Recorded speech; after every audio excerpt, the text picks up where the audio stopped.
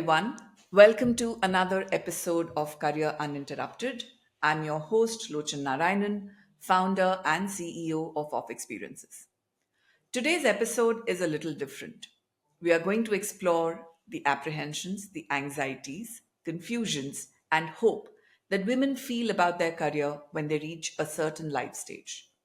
A lot of women don't talk about their desire to embark on the motherhood journey for the fear that they won't be taken seriously, and thus some conversations remain undiscussed. Today, we are going to explore this space with absolute candor with two amazing professionals with different career trajectories and goals in life. With them, we will be exploring this fine balancing act that may be ahead for them. Divya and Druthi, thank you so much for being here and agreeing to do this episode. Before I jump into this topic and bombard you with a lot of questions, why don't we start with your professional journeys? How have you crafted your career till now? Whoever would want to go first. Cool. So I've had a very traditional career journey. Did my engineering, then did my MBA, and got placed by our campus. I worked in the telecom space for about 5 years, and then I moved on to working in a media company, and I've been there for the last 2.5 years. So overall, I've had about 7.5 years of WorkX, and yeah, it's just been these two companies right now. Yeah. Okay, thank you. Yeah, I think mine is a little bit of a roller coaster. So I graduated as a lawyer in 2017 and immediately realized that that's not what I wanted to do. So I took the plunge in figuring out whether I can, dive into another stream. And I chose computer science. So I started learning how to code myself. And after which I did a boot camp. And then I started working professionally as a software engineer in a company called Quizzes. And ever since then, I've been working as a software engineer. I'm currently working in a company called ZAMP, which is in the fintech space. And yeah, I think it's been about 5 years now that I've been working, and I'm glad I did that. So, yeah.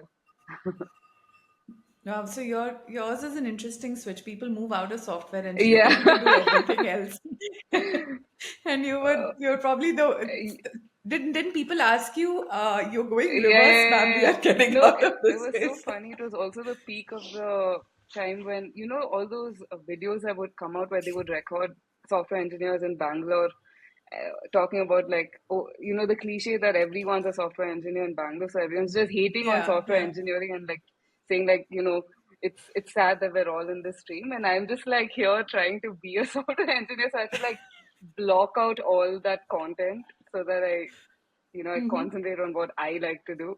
There was a couple of them who still liked software engineering, so I just try to follow them. Follow Yeah. them. Yeah. Awesome. So, Dhriti, let me ask this question to you first, right? So, what has been your biggest driver or motivator when it came to your profession? And I know you, since you started out as a lawyer and then you switched. So, what was it that you were looking at in terms of having professional goals or aspirations? I think for me, it comes to the basic idea that you kind of want to feel useful. You want to feel like you're making some kind of impact, and in that process, you want to be in a space where you feel comfortable as well, because you can be useful doing a lot of things, but uh, based on the kind of personality you have and the interests you have, you just want to feel comfortable doing it every day. And I think those two are always my driving force to, actually get up and go back to work every day. So yeah, I think that's what I was mainly looking for whenever I thought of like what I wanted to do in life. Okay. And what about you, Divya? What's been driving you to do what you've been doing? Um, I think for me it's been more it's more of a personal thing. I feel uh, A, so I'm a product manager, so there's a lot of problem solving and stakeholder management, and somewhere have always had affinity towards that. So that helped. But having said that, it was more about having a successful career meant a lot of validation, internal validation for me. So I think that has always been my strongest motivation, to be very honest. Yeah. And has this changed over the years in terms of what you started out as your goals? Has that changed? I wouldn't say it has, what I want out of my career hasn't really changed. But of course, I've grown, right? I mean, I've seen the corporate space, I've seen how things work. So, uh, I'm probably not very. I mean, I definitely look for more satisfaction in the kind of work I do versus just the remuneration part of it. For me, the kind of people I work with has become slightly more important. The overall vision of the organization has made it, I need to be able to align with it. So those things do matter. But yeah, I mean, probably when I started off, I didn't have that, clarity, or I didn't think that these things would be really important. But when I started off, I was like, yeah, cool. I need to grow on my career ladder. I'll do anything to do that. I need to make more money and all of that. But somewhere that, of course, has, I mean, not taking away from the fact that I still have those ambitions, but I think doing it in a certain way and working with the right group of people is slightly becoming more important. And Dhriti, is it the same for you, or were you always clear about how you were looking at your career? No, I think definitely I wasn't. Clarity isn't something that was there, but what I think at some point, like especially when I was doing the transition, I needed to get back on track in terms of like again, I go back to the whole feeling comfortable because I always I think growing up there were certain things which made me feel comfortable, like studying math or computer science or things like that, right? So I know what comfort felt like, and I wasn't. You're a weird kid. No, I didn't like doing it all Sorry. the One of time, the but few kids who like maths, right? So yeah, well, yeah, okay. I guess there's just some things that come easy, right? So especially when you've felt that before and you kind of lost that along the way, you want to go back to that. So my initial phase of my professional career has been like trying to get back on track, and but now since I'm in like what 5 years into this profession, it's definitely changed again, right? Like Divya said, you've grown, so I think what you want out of the profession also changes. Like before, it's just like, okay, I would just want to work as a software engineer. But now I'm in that phase where I'm like, okay, is it just coding that I want to do? Is there something else I want to do? Is there something else that'll make me feel more satisfied with my job? Again, the same things, right? So I feel like yes, it's changed in a lot of aspects, but to some extent, I know I'm in a better off situation than I was. So that makes me happy. So yeah. Right. Okay. So, in your career journey, and I'm sure you've had a lot of, you worked with different people, stakeholders, men, women alike. Have you seen something similar happen for your male counterparts as well, or is it something that you've seen more women, transitioning out from saying money more than money, it's satisfaction, it's the people, etc., or is it agnostic of gender? I think from my observation, I think it's been agnostic, at least to the people I've always spoken to. Um, it some people their motivation is money, some people it isn't, and that's just a personality. I feel I didn't see that as a difference between a man or a woman, especially in this day and age. So yeah, for me, I think it's always been agnostic. Yeah. Was it any different for you, Divya? Yeah, same. I mean, at least when it comes to the motivation, what motivates an individual, um, it's not always been money. I think among the group of men and women that I have worked with, they have always found what motivates them more, and uh, probably I think one difference is I think um men are more unapologetic about what motivates them. Uh, but having said that, I think what motivates them, as Jyoti mentioned, it's very personality oriented, because that way I feel for a large part of my career, money was one of the biggest motivation factors, and still continues to be a large part of it. And I've been very apologetic for it until I think even now. So, so yeah, I mean, I was like, no, I need to be talking about like the larger Larger good, goal. and I'm like, Yeah. no, but I'm a materialistic, capitalistic person. Why? But yeah, having said that, yeah, I don't think I think motivation is very, very core to an individual's personality. And then, It's not something, yeah. okay. So I'm going to steer a little this conversation, move in a slightly different space, maybe controversial in some sense. But in your experience, have you felt you were treated any differently from any of your male counterparts? Hmm. You know, that's always a hard question for me because even when I hear about like, other experiences where women talk about how they were treated differently, I feel it's so hard for me to like I keep thinking, did it happen to me? Because these are very subtle cues that you face. So, and again, this goes back to probably even women overthinking it, thinking that it was just it. I'm overthinking it, and actually didn't happen to me. But for the most part, I don't think I felt any kind of discrimination like that. But maybe it's happening in subtle ways, but I'm not letting it affect me. And yeah, And you're not seeing I'm it. So not it's seeing it okay. So also. I think it's Probably I'm not seeing it either. Yeah, possibly, yeah, right? very So you're possible, exactly. right. How has your experience been, Divya? Um, so like I said, sorry, like how Dhruti mentioned it, some things are so subtle that you are constantly questioning yourself. Are you overthinking it, or is it really happening?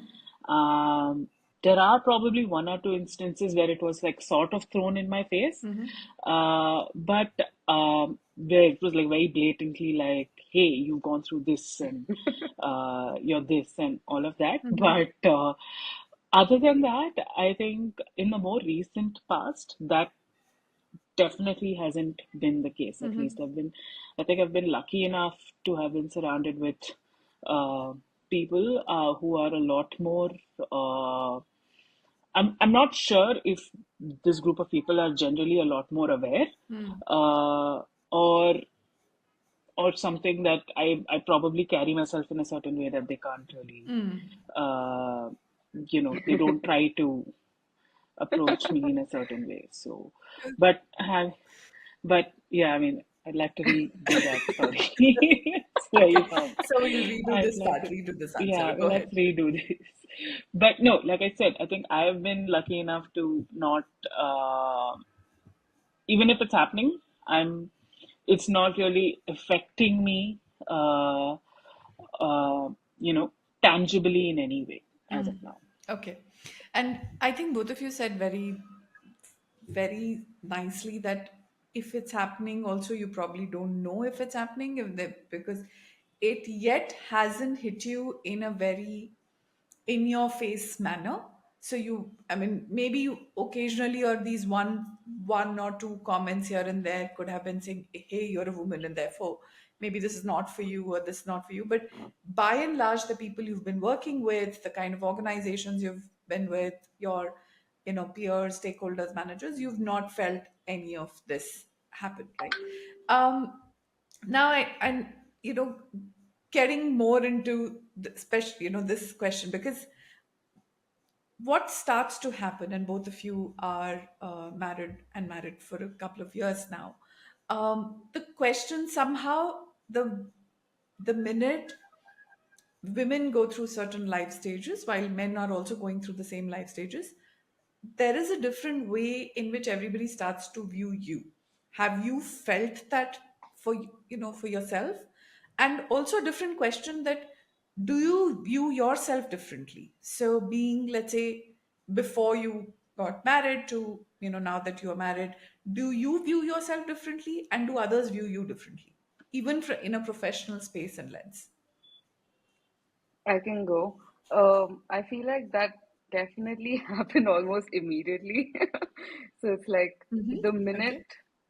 someone knows you're married, and I feel like I didn't feel very different, honestly, because like it's not like you just change the day you get married. But I think, Right. and you can even make out when someone's like you're introducing yourself to someone where they have this assumption that you're not married.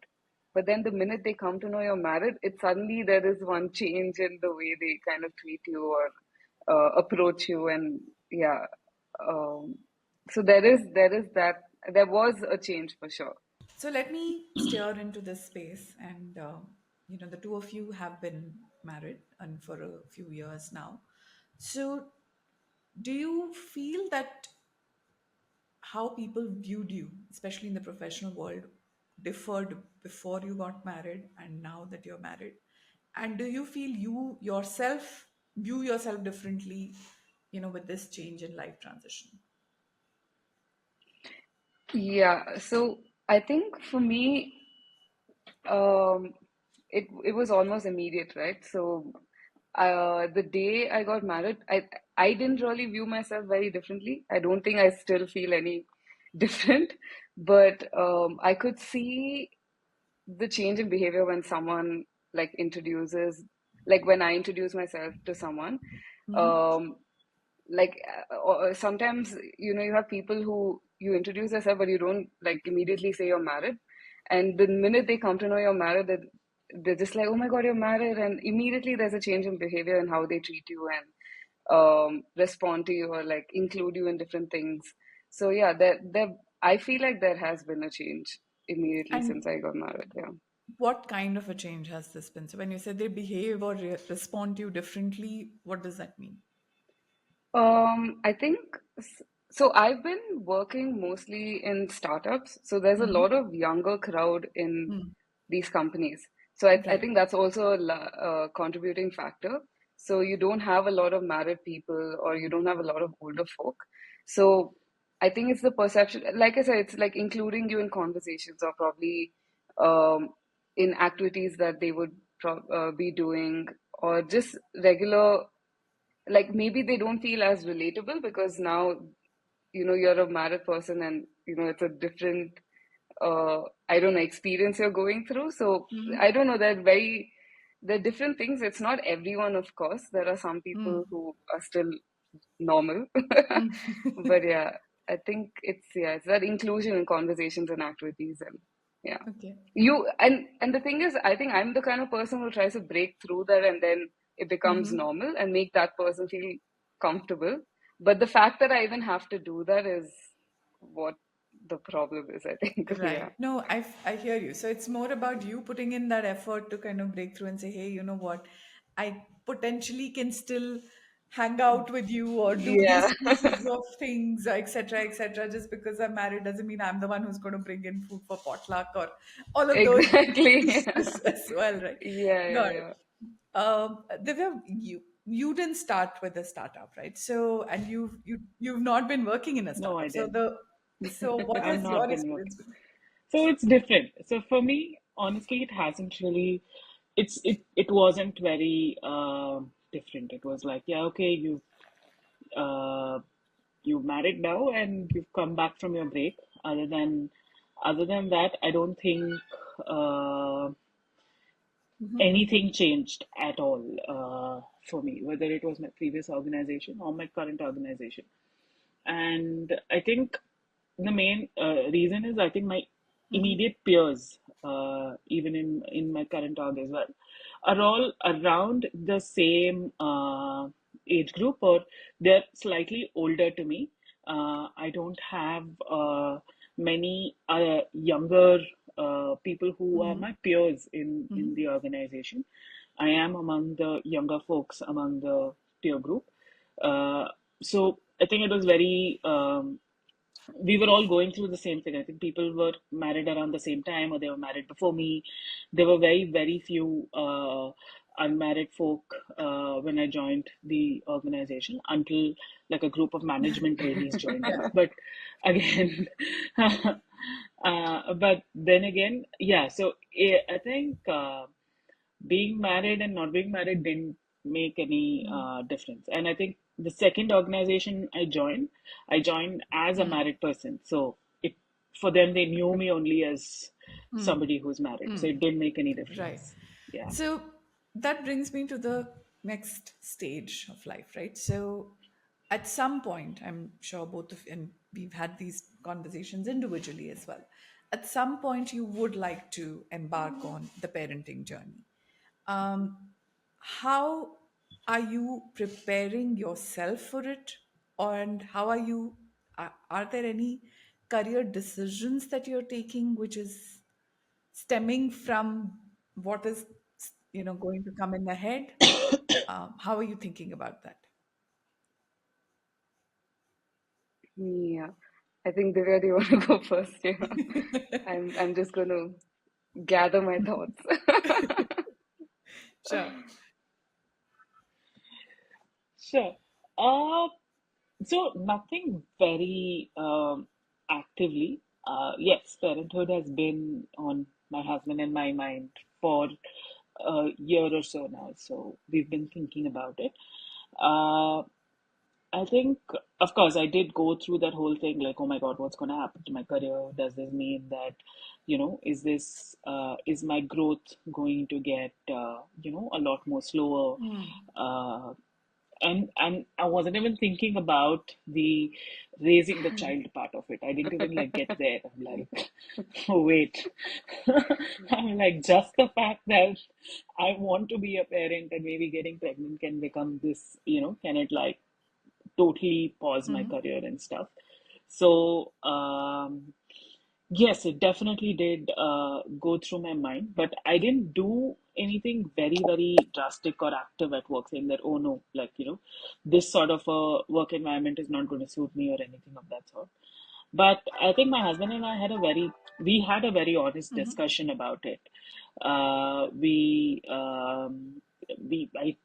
and we were very clear that my career is important for the both of us and for our lifestyle and everything. It is important. So I said, okay, give me a year's time. When we started talking about it, I said I would take about a year to figure out how, focus on work, try to get that, try to get a promotion, see how I'm going to work really hard and stuff. And then maybe I can, try and, try to get into the whole parenthood journey. So that's what I did last year. Then I realized it doesn't work that way. Okay. Like I Plan. can't really plan it, because you do go through you get career achievements, you go to the next level, but it doesn't stop there, right? You're not really satisfied with that. So I think right now, I'm coming to the terms with whichever happens, happens, and let's go with the flow is that's my current mind space. Because when I tried to really plan it, and I did get that promotion, and then I'm like, wait, doesn't seem very okay right now either. But yeah, that's pretty much, yeah, that's so I haven't really made any drastic changes from a career standpoint, to Sure. answer your question. Sure. Yeah. Druti? I think for me, it's a similar journey, but um, I probably started thinking a little more actively for the past couple of months, and it's been daunting for sure because it's going to drastically change your life, right? Like even after you get married, like we understood, like it's not like that changes your life that much, but now it will change a lot of aspects of how much time you have, how much time you can give to an organization, how much time does the organization expect of you, and how that's going to affect your growth journey and everything, right? So I'm in that phase where I'm like, oh, maybe I can plan it and push it here, and after this many months in the company, and then it's going to be fine, and like people may know me, and there's a little more, because I just joined a new organization as well, right? So you want to make sure that you get that kind of rapport with the organization, so they have some confidence in you and all of that, right? So, and then you're in your head, you're like, oh, this is a great opportunity, I can't miss this out. So let me just push it for a little more time. So I'm in that phase where I'm like trying to plan it for sure, but I'm also seeing how it, it may not actually change that much. And but I do know that this is important for me in my life. And I also know that the biological clock is another thing that comes. See, there are so many things that I'm in that phase where I'm thinking about all these things, and it's very hard to like take a call. So sometimes I'm like, maybe I should just be surprised. And then you don't have anything to think about. So I think I'm trying to get to that acceptance phase where I'm like, you know what, actually there is no good time, you just have to do it when you have to do it. And if it's important to you, then just do it. Like if it's not, then okay, fine, think about it and take your time. But if it is important to you, then like, yeah, I think there's no but it and when I say acceptance, it's about accepting that like your life is going to change in certain aspects, and being okay with that. I'm not saying that, oh, nothing's going to change and you should do it. I know it's going to change, and I just need to accept that fact. So I think that's where I'm at. So, what when you say life is going to change, etc., right? And of course, everybody's parenting journey is very different.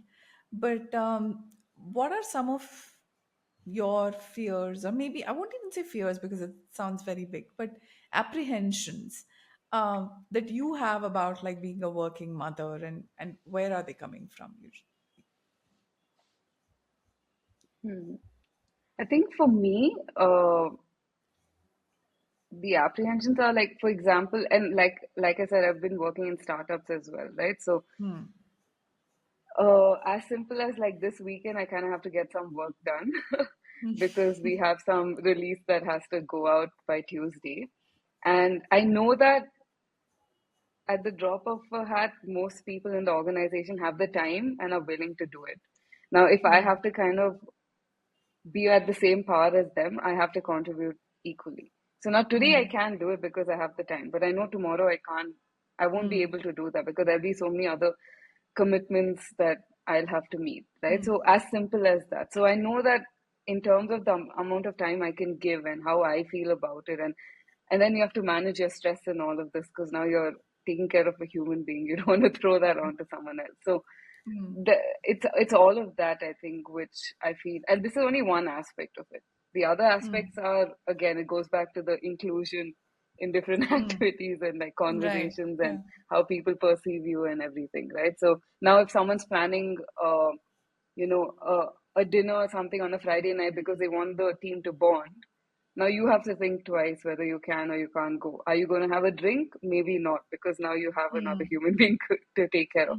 So those are the small things, and as much as someone says you should do you, to a large extent, it does change the dynamics, right? Like now, if I'm going to be that person who has this many requirements or issues with like just going for a dinner, then probably someone will think twice before calling me. So those, I'm going into the nitty gritties of it, but like I feel like those are the small things that can like really change, and one has to just accept those changes. Okay. Divya, for you?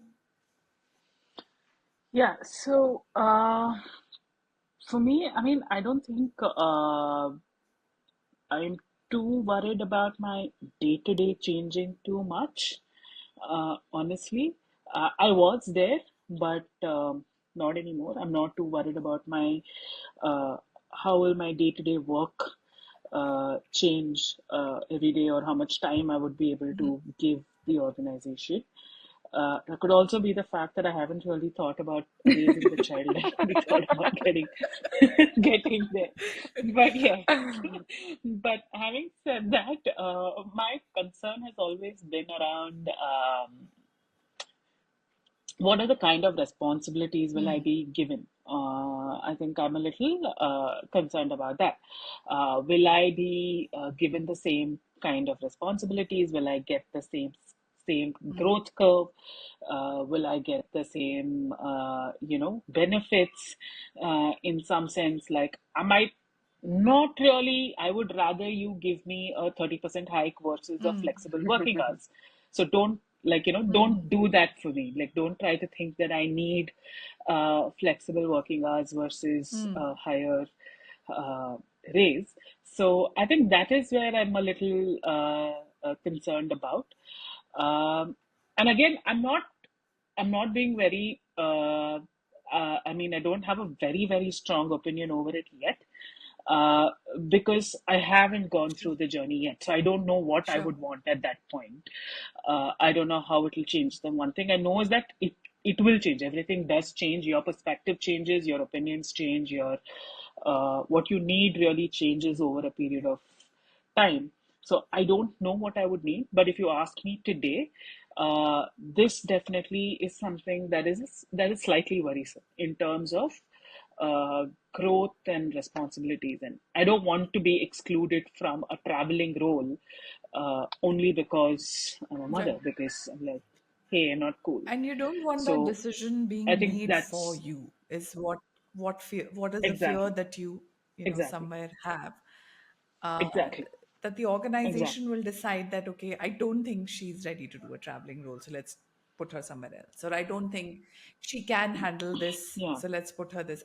We think she will want a flexible work hours instead of a 30% raise, but yeah. And yeah, if you think about it, I mean, they're also coming from a Mhm. good place in their heads, because largely Mm. women do want that. I mean, I have seen working mothers, and there is that's literally what they're asking for, what they want, and the organizations are working towards that. So I'm not really sort of uh, blaming them for it, but I think this is a culmination of both. It's not just what the organization wants to give you, but it's also your family, what it Mm. expects of you after this thing. So even that sort of Mm. plays a role, right? I mean, like, I can come back home at 2 a.m. today, but and everybody is fine with it. Uh, but are they going to be okay Mm. with it? I mean, I mean, contingent that my child is well cared for and is taken Mm. care of, and I'm not like really abandoning the kid, but I have made arrangements. But why would it bother you if I come Mm. back home at 2 o'clock in the morning? How does it make a difference? So I think it's in Mm. both sides. It's about, like, the society should stop trying to figure out what I need in life.